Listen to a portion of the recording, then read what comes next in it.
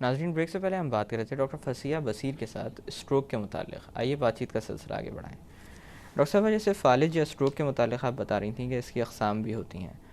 آگے جو بات میں آپ سے جاننا چاہوں گا وہ یہ ہے کہ کس قسم کی علامات یا شکایات کے ساتھ مریض عموماً آپ کے پاس آتے ہیں؟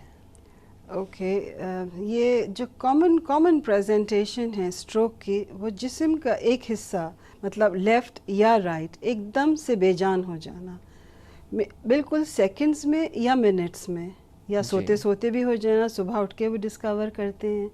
عام طور پہ ہاتھ اور ٹانگ ایک دم سے جیسے کچھ پکڑے ہیں، گر گیا ہاتھ سے، کھڑے ہوئے ہیں تو گر گئے، یا انکانشیس بھی ہو سکتے ہیں. جی جسم کے ایک حصے پہ بالکل آپ کو نم ہو سکتا ہے، کہ احساس نہ ہو، محسوس نہ ہو، کہ جیسے ٹیمپریچر کی سینسیشن نہ ہو، کوئی پین نہ ہو، تو اس کو نمنس کہتے ہیں یا سینسری لاس کہتے ہیں.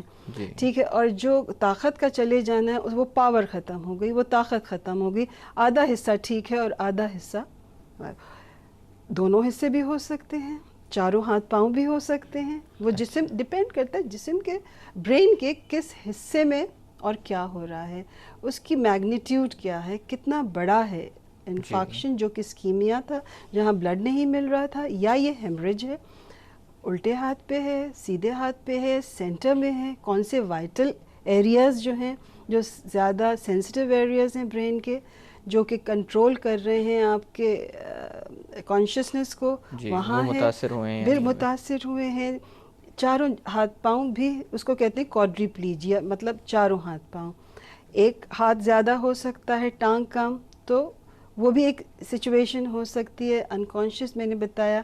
اسپیچ جا سکتی ہے، بیٹھے بیٹھے اسپیچ چلی گئی، اسپیچ، اور ایک طرف سے چہرے کا آدھا حصہ پیرالائز ہو سکتا ہے. وہ پیرالسس جو ہے، جو ایک پرانا تھا چہرے کا آدھا پیرالسس، وہ لقوے میں بھی ہوتا ہے.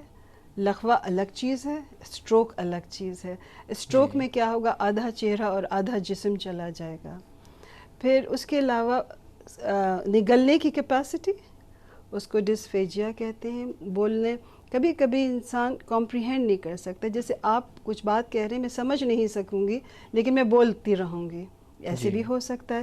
سمجھ لوں گی تو بول نہیں سکوں گی، اس کو ایفیزیا کہہ سکتے ہیں. اسٹروک کی بہت بہت ڈفرینٹ مینیفیسٹیشنز یا پریزنٹیشنز ہیں. Sorry, not manifestation but presentations ہیں.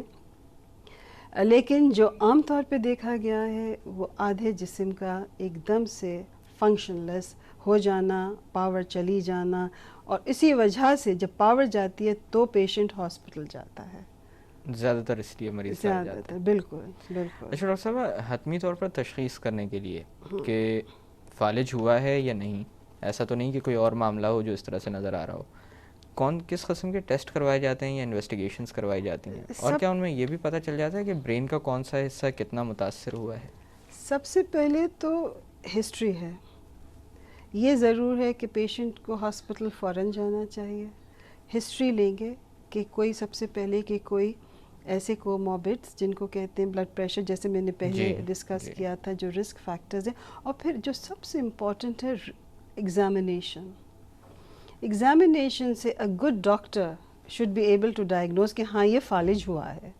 جی اب یہ دیکھنا کیا ہے کہ کیوں ہوا ہے، ہیمریج ہوا ہے، رگ کا رپچر ہوئی ہے، یا کوئی بلاکیڈ ہو گئی ہے جی جو کہ انفارکشن کہلاتا ہے یا تھرومبوسس کہلاتا ہے. صرف ان دونوں کو ڈفرینشیٹ کرنے کے لیے آپ ارجنٹ ایک سی ٹی اسکین کرائیں گے. جی سی ٹی اسکین کرائیں گے، اس میں آپ کو ہیمریج جو ہے وہ فوراً پتہ چل جائے گا جی منٹوں میں. لیکن اگر ہیمریج نہیں ہے اور وہاں کوئی تھرومبوسس یا رکاوٹ ہے، اس کو سی ٹی اسکین پہ وہ شروع میں نہیں نظر آئے گا. اس میں جی ٹائم لگتا ہے، کم سے کم 6 سے 12 گھنٹے، کبھی اس سے زیادہ بھی ہو سکتا ہے. سی ٹی اسکین میں چھوٹا ہو اگر ایریا افیکٹڈ جو کہ ہیمریج نہیں ہے، یا بہت ڈیپ ہو تو وہ نظر نہیں آئے گا. لیکن ڈاکٹر کا ججمنٹ ایگزامینیشن پہ یہ ڈیسائیڈ کر سکتے ہیں کہ ڈاکٹر کہ ہاں یہ اسٹروک ہوا ہے.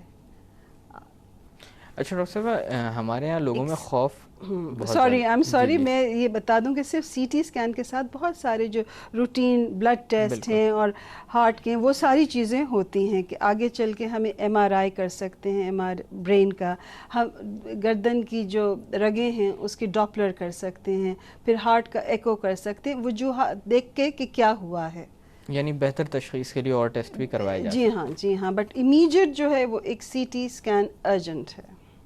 اچھا ڈاکٹر صاحب اب ہمارے یہاں لوگوں کے اندر خوف بہت زیادہ پایا جاتا ہے. ایسے لوگ جیسے بار بار تذکرہ آ رہا ہے ذیابطیس اور بلڈ پریشر کا، وہ سوال یہ کرتے ہیں کہ کتنے عرصے یہ مرض رہے گا تو سٹروک ہوگا، یا کتنے عرصے یہ مرض رہے گا تو ہارٹ اٹیک ہوگا، یعنی کمپلیکیشن کتنے عرصے میں سامنے آئے گی. تو اس بارے میں کچھ حتمی طور پر کہا جا سکتا ہے کہ اتنے عرصے یہ بیماری رہے گی تو آگے چل کر یہ ہوگا؟ ضروری نہیں ہے. ایک ہوتا ہے پرائمری پریونشن آف اسٹروک اور ایک ہوتا ہے سیکنڈری پریونشن آف اسٹروک.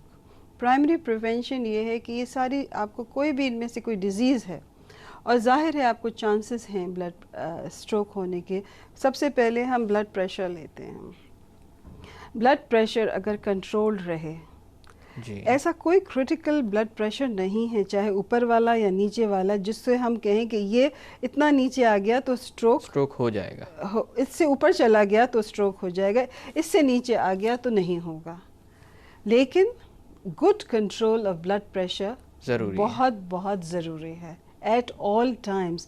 بہت دفعہ ایسے ہوتا ہے جو پیشنٹس بلڈ ہائپرٹینسو ہوتے ہیں، مطلب بلڈ پریشر بڑھا ہوتا ہے، بیچ میں دوائیاں چھوڑ دیتے ہیں اور سٹروک سے آ جاتے ہیں. اس وقت بڑی تکلیف ہوتی ہے کہ ان کو شاید صحیح میسج نہیں ملا، ان کو شاید صحیح اویئرنیس نہیں تھی.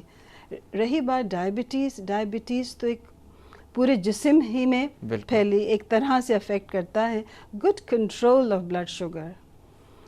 لیکن اس سوال کو اتنی زیادہ اہمیت نہیں دینی چاہیے جتنی لوگ دیتے ہیں کہ کتنے عرصے بیماری رہی، کیونکہ اکثر و بیشتر تو یہ بیماریاں جسم میں موجود رہتی ہیں اور پتہ بھی نہیں چلتا. ڈائبٹیز میں ایک حد تک صحیح ہے، ایک حد تک صحیح ہے کہ لانگ سٹینڈنگ ڈائبٹیز 10-15 ایئرز تو آپ کو کمپلیکیشنز ڈائبٹیز کے نظر آنے شروع ہو جاتے ہیں، حالانکہ چاہے آپ نے شوگر کو کنٹرول کیا ہوا ہو.